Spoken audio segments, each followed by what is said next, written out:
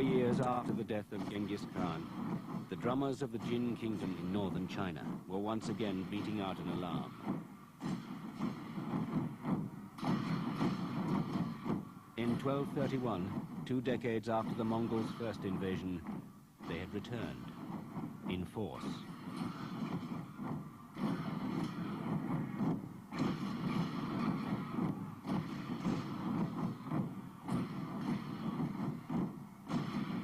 This time, the defenders faced a Mongol expedition determined to conquer the Jin once and for all. Under Genghis Khan, the earlier Mongol campaigns in northern China had been savage raids bent on plunder and pillage. But on his deathbed, Genghis is said to have bequeathed to his sons a far greater objective. I have conquered for you a large empire, but my life was too short to take the whole world. That I leave to you. His successor, Ogadai, swore to obey his father's command. But first, Ogadai had to learn to govern the lands the Mongols had already conquered, and for this he turned to foreign advisors. The most influential was Yelu Chutsai, a young official captured from the Qin court who rose from prisoner to prime minister. He convinced Ogadai that if the Mongols would be masters of the world, then they would need a capital from which to rule it. Though the empire may be conquered on horseback, it cannot be governed on horseback. A permanent capital would be built right in the heart of the steppe, at the junction of trade routes used by nomads and merchants for thousands of years.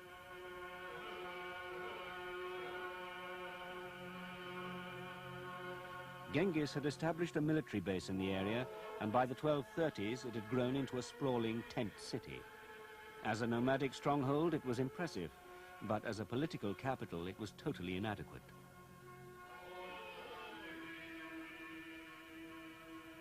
The ever-expanding court administration and all its records were housed in tents.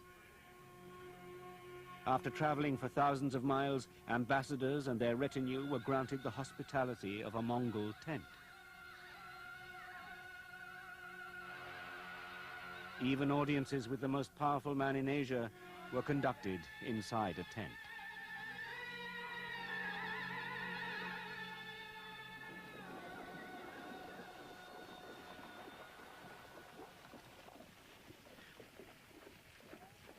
Ogadai's decision to build a capital was a revolutionary one for a nomad. It meant abandoning a way of life that had endured for centuries, a life without walls or fences.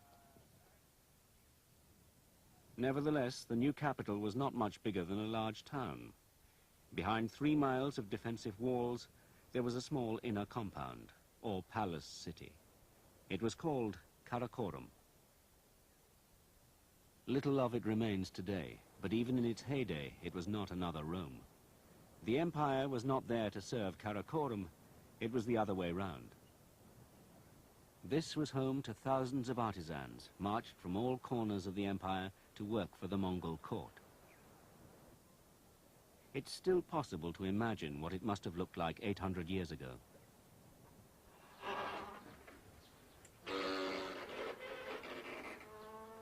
This is a Buddhist monastery built in the 16th century on the site of Karakorum. The assembly halls were mostly wooden, designed and built by Chinese artisans. They were richly decorated with silks and carpets and golden fountains from which flowed wine and fermented mare's milk. The streets echoed to horsemen and caravans. The sounds mingled with calls to prayer from Buddhist monks and other clerics.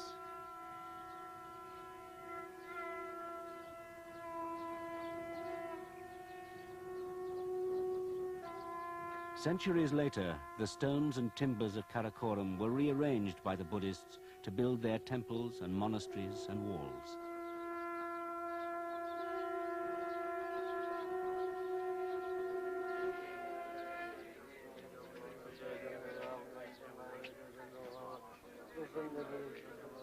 The city was extraordinary for the variety and number of places of worship. Taoist, Buddhist and Manichaean temples, mosques, even a small Nestorian church. In an age where people went to war to defend their faith, Karakorum's religious tolerance was unique. Long before it was finished, Karakorum had become, administratively, the most important city in Asia. A stream of envoys came to pay their respects at the seat of the great Khan.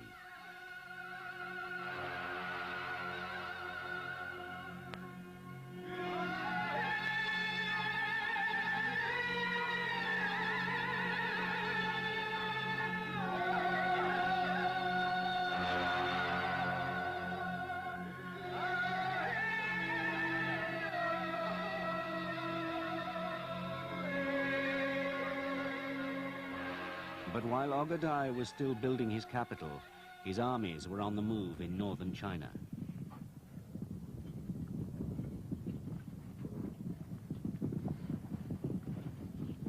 Unlike previous campaigns, this war was proving long and difficult. For 3 years, the advantage swung from one side to the other. Eventually, the Mongols gained the upper hand. Millions of Chinese had perished. Millions more fled south, and Chinese power was reduced to a tiny enclave around the city of Kaifeng. Everyone who could took refuge here for a final stand. This was the most formidable city the Mongols had ever encountered. Jin power would not be extinguished until it had fallen. Kaifeng itself was an important trading center and had a population, now swollen by refugees, of more than 1 million people.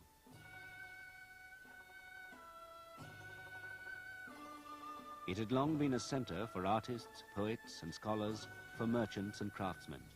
It had many fine buildings and held one of the richest treasure houses in all China.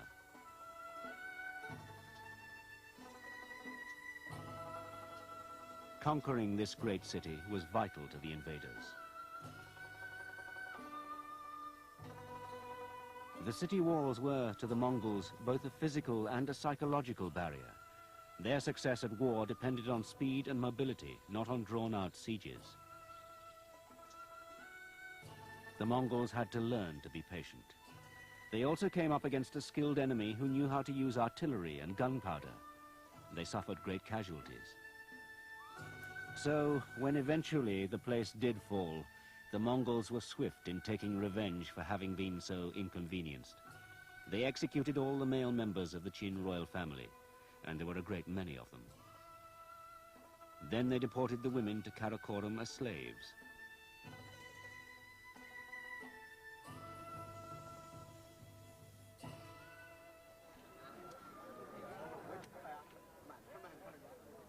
Next, they rounded up the men and examined them. All the craftsmen, doctors and clerks were deported. The rest were held in the city. They didn't suspect it, but the Mongols planned to execute them all. Not just in Kaifeng, but throughout all of northern China. It was to be genocide on an unprecedented scale. The Mongols destroyed what they didn't understand, and they didn't understand cities or farmers. When Ye Lu Chutsai heard what was planned, he interceded. He pointed out to the Mongol commanders that mere revenge was a sterile policy. The wealth of a city or a country lay in its people and their skills. Destroying them was pointless.